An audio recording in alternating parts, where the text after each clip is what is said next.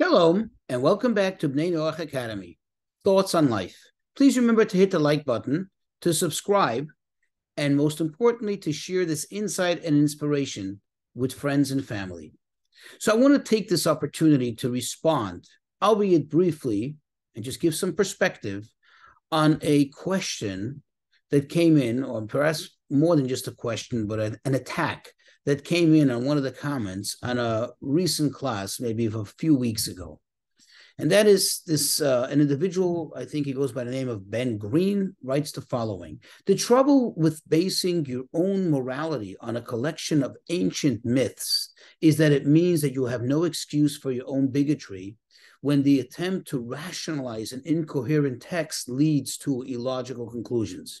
You cannot name a single coherent and logical reason to oppose same-sex marriage without appealing to your assertions about a book/books we know are the product of humans, not God.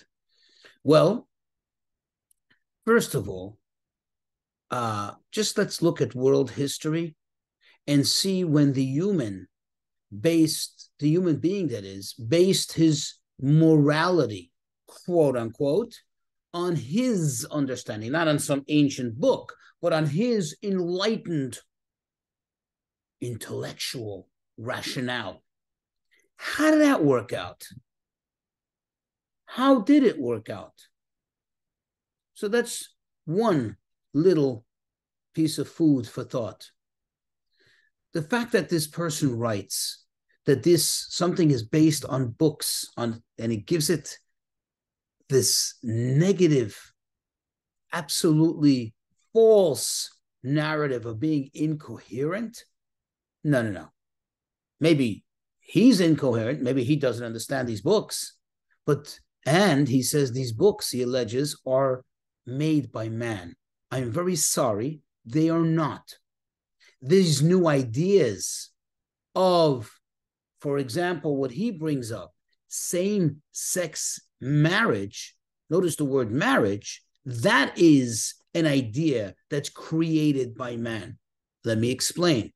Where does the whole concept of marriage come from?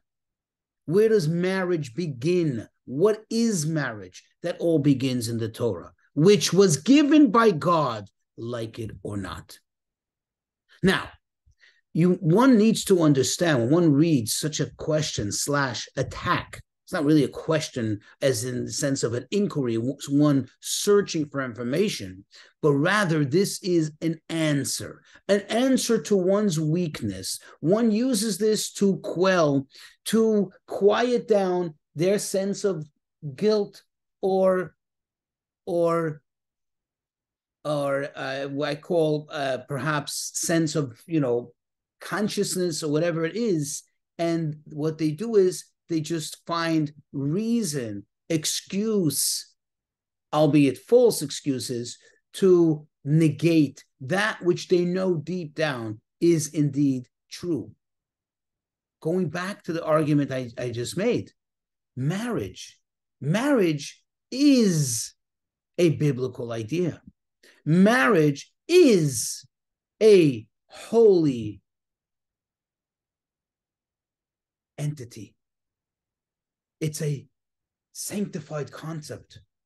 The people that wish to live a certain lifestyle, in order to try to legitimize it, they want to call it marriage. They want to call it sanctity.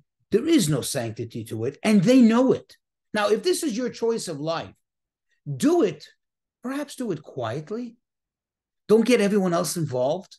Don't expect everyone else to agree with your nonsense, especially when you yourself know this isn't the right way. God created man. God gave his instruction to man. You have a choice to follow it. You have a choice not to follow it. That's your choice. But you don't have a choice and you don't have a say in manipulating what God said. You can accept it, you can listen to it, you cannot. But these are the words of God. God gave the Torah. It's been passed down from generation to generation. And just because in modern times, people decided that they're going to act as The people acted generation after generation. There were always people who did so. Remember, my argument would be the Torah would not tell you not to be gay if there wasn't such a concept in existence. Just like the Torah doesn't tell you not to steal if there aren't people that have an impulse to steal or a desire to steal. The Torah would not, the Torah doesn't tell you don't spread your wings and fly, because there's no human beings that can spread his wing and fly. So there isn't really a need for a prohibition against that. My argument is that it always existed. It's just that throughout the generations, those who chose to do it made a choice. Just like there's people who choose to steal, there's people who choose to do immoral things, there's people who chose to have this lifestyle, but they did not A, try to impose on everyone else, and B, legitimize it by distorting and manipulating the truth.